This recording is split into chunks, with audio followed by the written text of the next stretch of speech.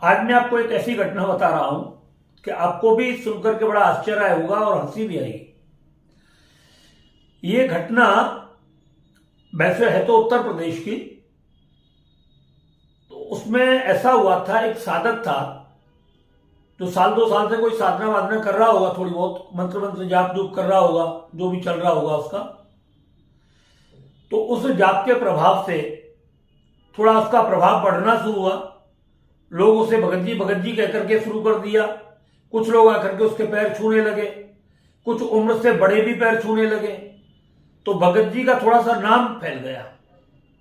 अब भगत जी का जब नाम थोड़ा छाना शुरू हो गया चारों तरफ, तो हुआ ये कि भगत जी मतलब अपने आप को एक बहुत बड़े तंत्र सम्राट समझने लगे, बहुत बड़े तंत्राचार्य समझने लगे।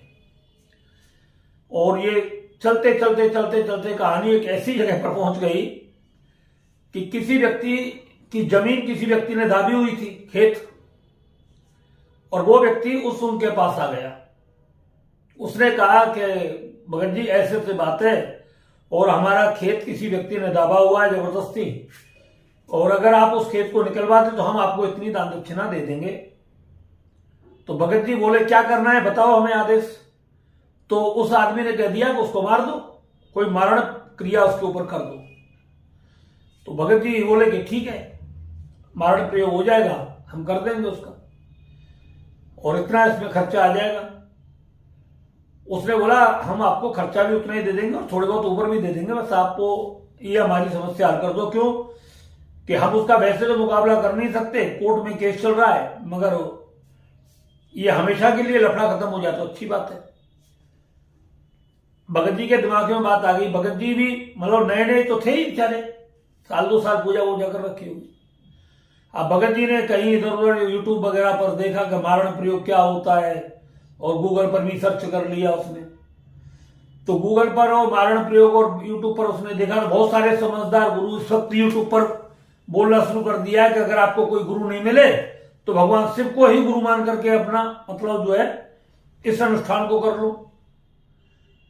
अब उन भगत जी ने वैसे ही करना शुरू कर दिया, जैसे जैसे यूट्यूब में बताया था वैसे वैसे करना शुरू कर दिया। मारण प्रयोग की कोई यूट्यूब देख ली होगी, गूगल पर भी सर्च कर लिया होगा थोड़ा बहुत कुछ। वो सारी कहानी चलते चलते ऐसी हुई कि भगत जी पूजा करना शुरू कर दिया, संकल्प ले लिया मारण का, उसको बुला करके संकल्प लेकर के भगत जी ने अपनी पूजा पाठ शुरू कर दी। अब पूजा शुरू करने के बाद होता क्या है इसमें कि जैसे पूजा लगभग में उसकी पहुंची करीब 25-30 हजार के करीब मंत्र का अनुष्ठान पहुंचा। अब भगत जी जहां पर पूजा करते थे अब वहां एक वाइब्रेशन अपने शुरू हो जाते हैं, क्योंकि हर मंत्र का एक नियम है।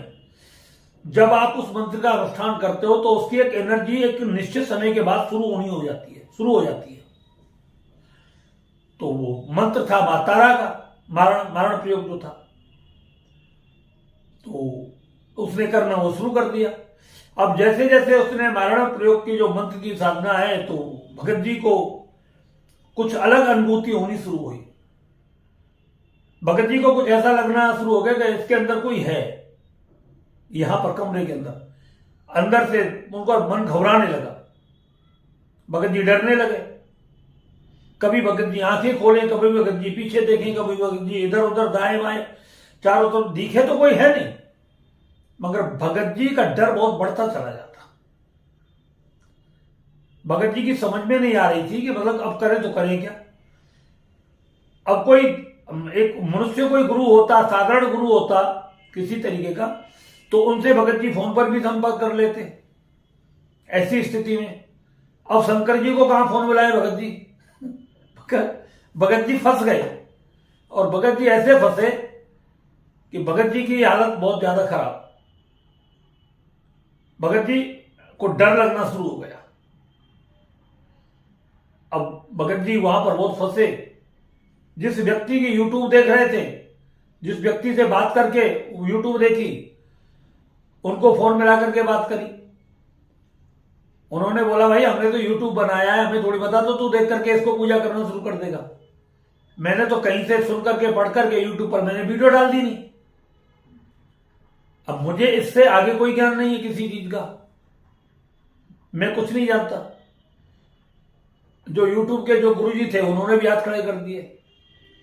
बड़ी समस्या।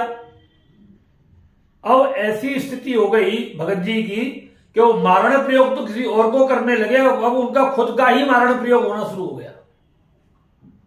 अब वो साधना उल्टी पड़ती है।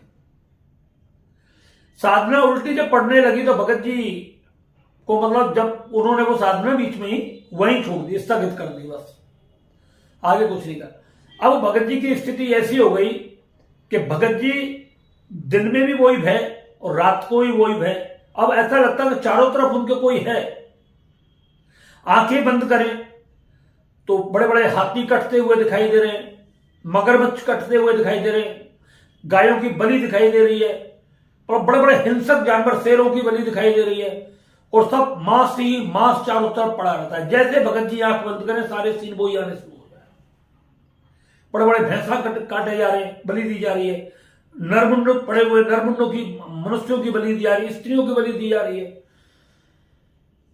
जरा सी एक सेकंड के लिए भगत जी की आंखें बंद करें तो वो आंखों में वो सीन नींद दिमाग में आ जाए, नींद आए नहीं, ना दिमाग सोए ना शरीर सोए, आंखें खोले तो वही सीन।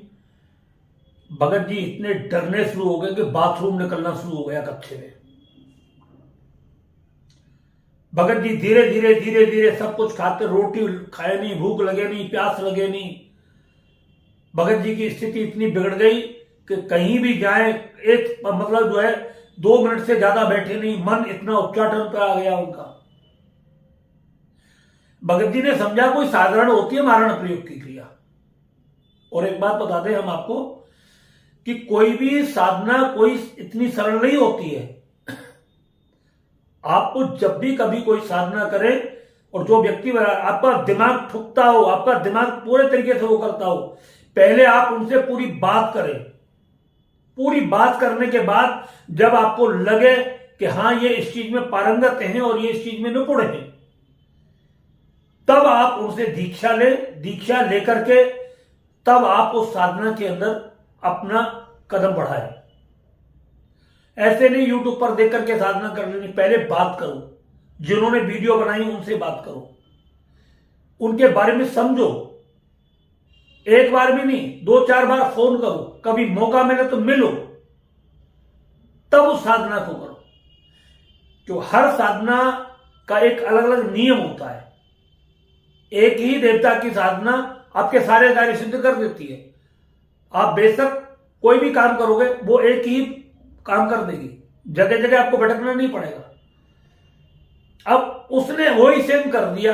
बहुत सारे लोग आज कहना शुरू कर देते हैं, हम तो बहुत सारी वीडियो देखते हंसी भी आती है कि शंकर जी को गुरु बना लो। अब बेचारा शंकर जी से कहां से फोन करे, वो गुरु भी कुछ नहीं जानता और शंकर जी को फोन मिले नहीं, बात हो नहीं, तो अब करे तो करे क्या। मतलब नीम हकीम खतराए जान। थोड़ा सा धन का लालच आज उसकी जिंदगी को तबाह करने के लिए बहुत बड़ा रास्ता बन गया था। अब वो जाकर के इधर उधर कभी फतेहपुर सीकरी जाए, कभी किसी के पास जाए, उत्तर प्रदेश में पड़ता है फतेहपुर सीकरी, कभी वहां गया, किसी ने बताया वहां कोई है व्यक्ति ऐसा जो इन साधनाओं की जानकारी करता है। पता नहीं वो कहां का गया, और कहीं रुकता नहीं था ज्यादा, घंटे आधे घंटे से ज्यादा नहीं रुकता था वो। जिसने जहां जैसा बताया वो वैसा करना शुरू कर दिया। पीला पड़ गया शरीर, खाना पीना कोई अंग लग नहीं रहा था, खा कुछ था नहीं रहा था, शरीर पीला पड़ गया, आंखें अंदर घुस गई, और बस वही सब कुछ वही दिखाई देता। अब वो साधना बाधना तो सारी चीज भूल गया। वो उसके दिमाग में ये रह गया ये सपने ना आए मुझे, और वो सपने नहीं थे, वो उसकी वो मां की एक एनर्जी थी जो चलता है वहां पर, बलि विधान चलता है, वो सब उस चीज में आ। क्योंकि मारण प्रयोग कर रहा है तो बलि विधान आना ही था, निश्चित सीधी सी बात है। अब वो वहां सब चीज खाते पीते उठते बैठते, 1 मिनट भी किसी व्यक्ति के पास उसका बैठना बड़ा दुर्बल हुआ, इतना उच्चाटन उसकी बॉडी में आ चुका था। बहुत सारी जगह भटका, कहीं उसे जब रास्ता नहीं मिला तो हमारे पास आ गया। वो धीरे धीरे किसी लेडी जी ने उसे बताया कि भाई ऐसे बात है, आप वहां चलो। तो उस लेडीज को और उसके लेडीज के पति को लेकर के वो हमारे पास आया। सारी बात हमने उससे पूछी, बात क्या है। हमने उसको ये भी पूछा, भाई कितने दिन से साधना कर रहे हो, किस चीज की साधना कर रहे हो, सबसे पहले कौन सी साधना की थी, कब की थी, कितने दिन की थी, किसने कराई थी, किसने बताई थी, अपनी मर्जी से की थी या किसी ने बताई थी। तो उसका सारा निचोड़ यही हुआ था कि यूट्यूब पर देख लेता था, जो मन में आया उसी को करना शुरू कर देता था मैं। कभी गूगल पर आया वो कर लिया। तो ऐसे ऐसे जाते हैं। इससे थोड़ा सा नाम हो गया और उसके बाद मतलब जो है 2-4 बात मैंने किसी को कही तो वो सच हो गई। तो हमने फिर यही सोच लिया कि भाई सब काम हो जाएंगे। तो ये बात उसके दिमाग में वो सब चल रही थी। उसने सारी बातें की करके हमें बताई। तो मैंने अब तुझे क्या होता है, उसने फिर सारी बात वही बताई जो आती है सब। वो मैंने अब तुझे कोई और दिखता है, बोले मुझे केवल एक नॉर्मल औरत दिखाई देती है, एक नॉर्मल साधारण स्त्री दिखाई देती है और बाकी वहां सब कुछ कटता हुआ दिखता है, काटते हैं, मतलब लाशों के ढेर लगे होते हैं। जरा सा आंखें बंद करता हूं तो वही सीन आता है, पूरा सीन लाशों के ढेर आते हैं। बड़े बड़े हाथी काटे जाते हैं, बड़े बड़े गाय, बड़ी बड़ी सांड, बड़े बड़े मगरमच्छ। और वो ये बताता था मतलब इनकी लंबाई चौड़ाई का कोई विस्तार नहीं है, बहुत बड़े बड़े विशाल जानवरों की बलि दे, मतलब कटे पड़े सब सुअर और ये सब बड़े बड़े जिंदे जानवरों की मतलब अंदर से गर्भ खींचे जा रहे हैं। और ये सब सारे सीन देख करके भयावह रूह कांप जाती है मेरी। और एक पल भी मुझे नींद नहीं आ रही है। और मतलब इतना समय 6-7 महीने मुझे हो गए और मतलब बहुत हालत खराब है। बचाओ गुरुजी, किसी भी तरीके से बचाओ। जब ये बात उसने बताई तो फिर हमें थोड़ा सा तो एक गुस्सा भी आने वाला है। और ये बात भी ऐसी है कि मूर्खता जैसी बातें हैं कि तुमने कदम कहां पर बढ़ा दिया। जहां एक पहली क्लास का बच्चा और एमए की किताब थाम करके अपने हाथ में बैठ रहा है, वो क्या पढ़ लेगा उसे? मारण प्रयोग एक बहुत लास्ट क्रिया में आती है, ये प्रारंभ में भी होती है। मारणम मोनम अस्त्यम स्तंभोच्चाटनकम, बल्कि ये प्रथम और लास्ट क्रिया है। ये प्रथम कब आती है? जब तुम्हारे अंदर पूरी शक्ति हो और तुम पूरे तरीके से निर्दोष हो, तुम्हारा किसी भी प्रकार से कोई दोष ना हो, दूर दूर तक तुम्हारा कोई दोष ना हो, तुम किसी लालच में इस प्रयोग को ना कर रहे हो, किसी के उसमें ना कर रहे हो, भयंकर प्राण स्थिति आपके ऊपर बन करके आ चुकी हो, दुश्मन दुर्दांत हो, परास्त करने का कोई साधन आपके पास ना हो, तब ऐसी साधनाएं की जाती हैं। उसके बाद आपको साधना का संपूर्ण ज्ञान हो। साधना से पहले आपने बहुत सारी साधनाएं की हो, जिसमें विशेष करके भगवान शंकर की साधना की हो, तब ये मारण प्रयोग होते हैं। ये नहीं कि 2-4 साल किसी मंत्र का जाप कर लिया और जाकर के फिर साधना शुरू कर दी नहीं। और ये मृत्यु, किसी के प्राणों का हरण करना, प्राणों को खींचना, कोई साधारण बच्चों का खेल नहीं होता। एक सेकंड में जैसे तुम किसी के प्राण खींचते हो, तुम्हारे प्राण भी एक सेकंड में खींच लेती है मां। हर मां को अपना बेटा प्यारा होता है, वो भी किसी का मां का बेटा है जिसके तुम प्राणों की आहुति देना चाहते हो, और एक तुम भी हो। तो जो एहसास उसकी जिंदगी में, जो परेशानी उससे होगी, वो पहले तुम्हें कराती है।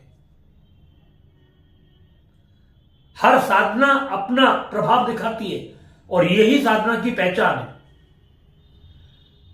आपने बेशक 5 लाख जाप कर दिया, मगर साधना की अनुभूति आपको नहीं हुई कुछ भी, तो आपकी साधना निष्फल है, बेकार है, कुछ नहीं उस साधना में। आप चाहे कितना भी जाप कर रहे हो। हर मंत्र 30 और 40 के बीच में आपको 25 से लेकर के 40-50 नहीं होता है, 25 और 40 के बीच में अपना प्रभाव दिखाना आपको शुरू कर देता है। हर देवता आपको दिखाना शुरू कर देता है, चाहे वो हनुमान जी की सिद्धि हो, चाहे वो काली की हो, चाहे वो तारा की हो, 10 महाविद्याओं में से किसी की हो। 10 महाविद्याओं की साधना तो बहुत जल्दी प्रभाव दिखाती है अपना। बाकी और किसी भी देवता की साधना हो, 25 और 40 के बीच में आपको अपना प्रभाव दिखाएगी, अपनी शक्ति का एहसास कराएगी। इसलिए साधना जब भी करो तो साक्षात गुरु की देखरेख में करो, और इस बात पर कभी मत विश्वास करो कि हम शंकर जी को गुरु बना लिया, मान लिया और तब हम करेंगे। बिल्कुल नहीं, बिल्कुल नहीं, बिल्कुल कभी नहीं करना है आपको ऐसा। और यह गलती भूल करके मत करना। आप शंकर जी के मंत्र की जाप की माला करो, पंचाक्षर मंत्र की माला करिए, और आपको भगवान शिव के जो भी मंत्र है उनका जाप करिए बहुत अच्छी तरीके, कोई दिक्कत नहीं। उनसे प्रार्थना करिए कि इस साधना में आप मेरा सहयोग करें। साधना परमार्थ और कल्याण की हो, किसी की जान लेने की, किसी मारण प्रयोग के लिए नहीं होनी चाहिए। इस चीज का हमेशा ध्यान रखें। किसी का बुरा करने के लिए साधना नहीं होनी चाहिए। और वो ही गलती वो कर बैठा। और मैं सभी यूट्यूबरों से हाथ जोड़ करके जो वीडियो बना रहे हैं उन सबसे हाथ जोड़ करके उनके पैर पकड़ करके यही कह रहा हूं कि आप इस विधान को इस तरीके से ना कहें कि शंकर जी को गुरु बना करके ये साधना बना कर लो, विष्णु भगवान को गुरु बना करके ये साधना कर लो। भैया हम कलयुग के जीव हैं,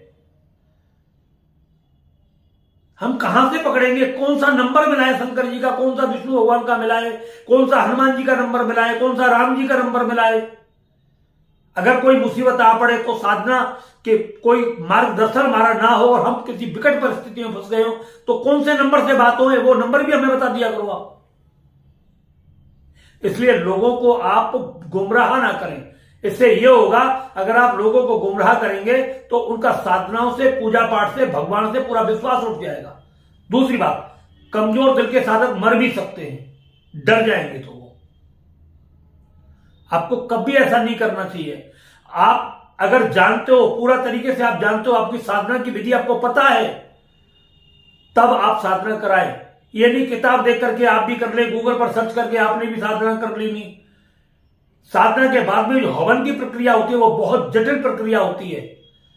कौन सी सामग्री लगनी है, किस तरीके की लगनी है, साधना के काल कौन से, किस काल में साधना करनी होती है, महेंद्र में करनी है, अमृत में करनी है, वक्र में करनी है, शून्य में करनी है, कोई किस काल में हमें यह साधना करनी है। तो इस तरीके से पूरा का पूरा विधान आपके पास अगर है, कंप्लीट विधान है, आपने वो साधना की है, उस साधना के आप मास्टर हो, तब आप उस साधना को किसी को बताएं। केवल गूगल पर देख करके, केवल यूट्यूब पर देख करके अपने ज्ञान के द्वारा किसी की जिंदगी के मतलब वो ना बने, किसी की जिंदगी ना चली जाए, लोगों का साधना से विश्वास ना उठ जाए। बोले वाले लोग साधना करना शुरू कर देते, मगर एक व्यक्ति ने अगर जरा सा भी गलत उससे हो गया, पूरा जीवन बर्बाद हो जाता है, उसका पूरा परिवार छिन्न भिन्न हो जाता है, बिखर जाता है। और उसी नादान व्यक्ति ने वो इस काम करना शुरू कर दिया। छोटी मोटी साधना, नॉर्मल साधना है, उनको तो कर ले, कोई दिक्कत वाली बात नहीं है। मगर मारण जैसे प्रयोग, किसी के प्राणों का हरण करने जैसी साधना, ये बहुत टिपिकल साधना है। आप इसे क्या समझते हो? जो व्यक्ति मारण प्रयोग कर सकता है वो प्राण दान भी दे सकता है, इस बात को ध्यान रखना। शायद आपको किसी ने नहीं बताया होगा, जो व्यक्ति मारण प्रयोग कर देगा वो प्राण संचार करना भी जानता होगा, और केवल मारण प्रयोग करना जानता है तो वो प्राण संचार नहीं कर सकता, और वो पूरा साधक नहीं है। ये ब्रह्मास्त्र की तरह है, एक बार अगर छूट गया, तीर तरकस से निकल गया तो दौड़ करके कोई पकड़ता नहीं है। मारण प्रयोग के साथ साथ गायत्री जो प्राण संचार करने का काम करती है वो बहुत जरूरी है। अगर बीच में कोई व्यक्ति अपराधी जिसके लिए आप मारण प्रयोग कर रहे हो और वो आकर के आपसे क्षमा मांग ले, पैर पकड़ ले, हाथ जोड़ ले, और आपकी साधना चल रही है, आप साधना रोक नहीं सकते, खुद मारे जाओगे, तुम्हारा विनाश निश्चित हो जाएगा। और साधना अगर पूरी होगी तो वो मारा जाएगा। और उसने आकर के तुम्हारे पैर पकड़ लिए, हाथ जोड़ लिए, माफी मांग ली, जिस कार्य के लिए आपने बोला वो कार्य उसने कर दिया, वो भी सब कुछ छोड़ दिया, तो भी आपका विनाश निश्चित है। क्यों? कि क्षमा मांगने के बाद उस व्यक्ति को माफ करने का तुम्हारा अधिकार है। अब आप यहां फंस जाते हो। अगर उस साधना को छोड़ोगे तो आप मरोगे, साधना पूरा करोगे तो भी आप मरोगे। इसलिए सोच समझ करके साधना करनी चाहिए। और किसी के लिए गलत करने के लिए, किसी को मारने के लिए, किसी को बर्बाद करने के लिए यह साधनाएं कभी नहीं करनी चाहिए।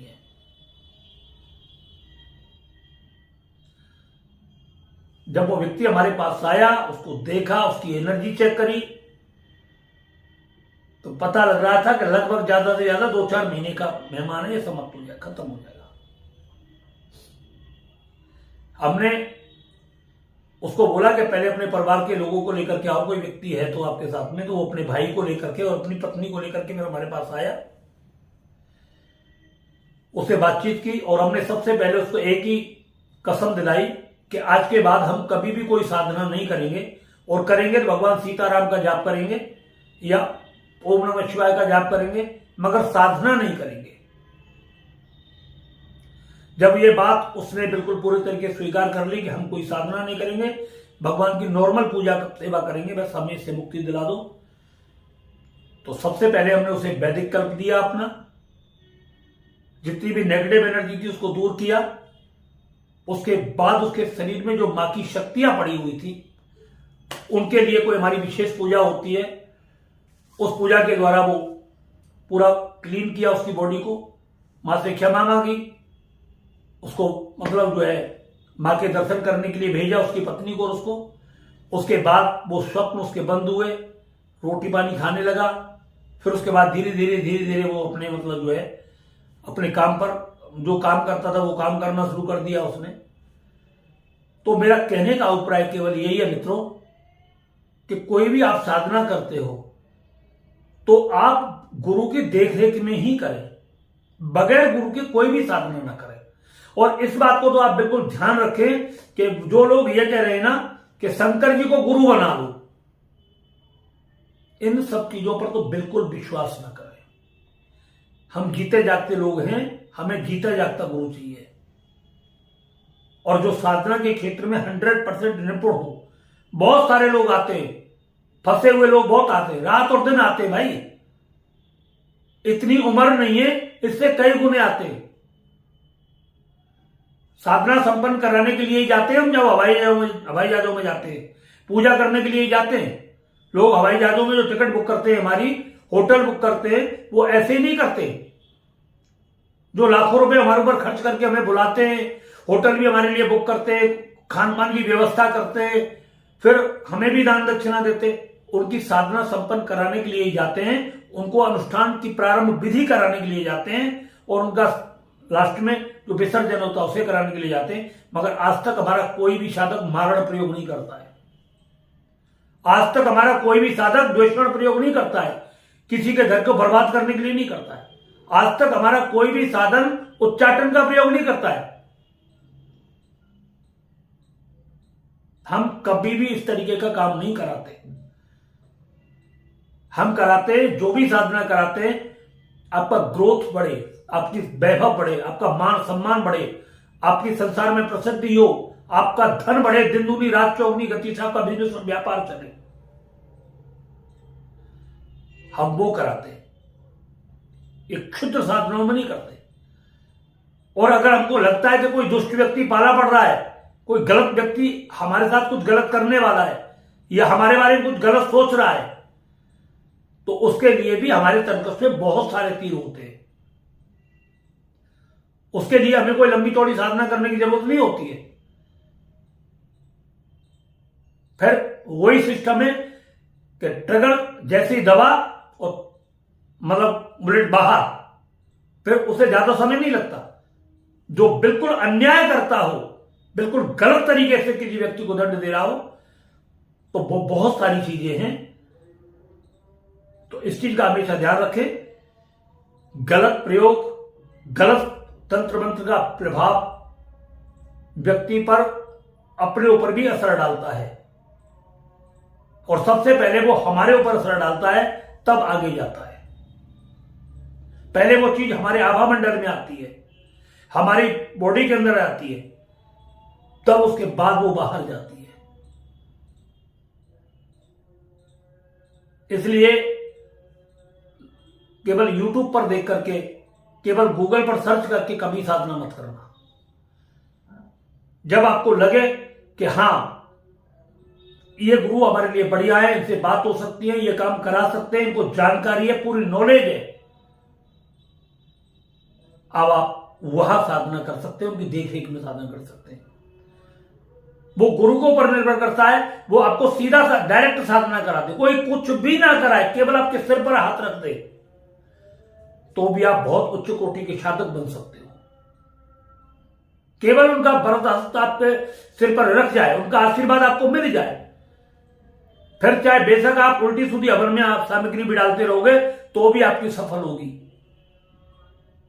अगर थोड़े बहुत मंत्र पूजा पाठ में, जाप में भी, अनुष्ठान में भी गलती हो जाएगी तो भी, क्योंकि गुरु कृपा आपको मिल चुकी है, आपके ऊपर हो चुकी है।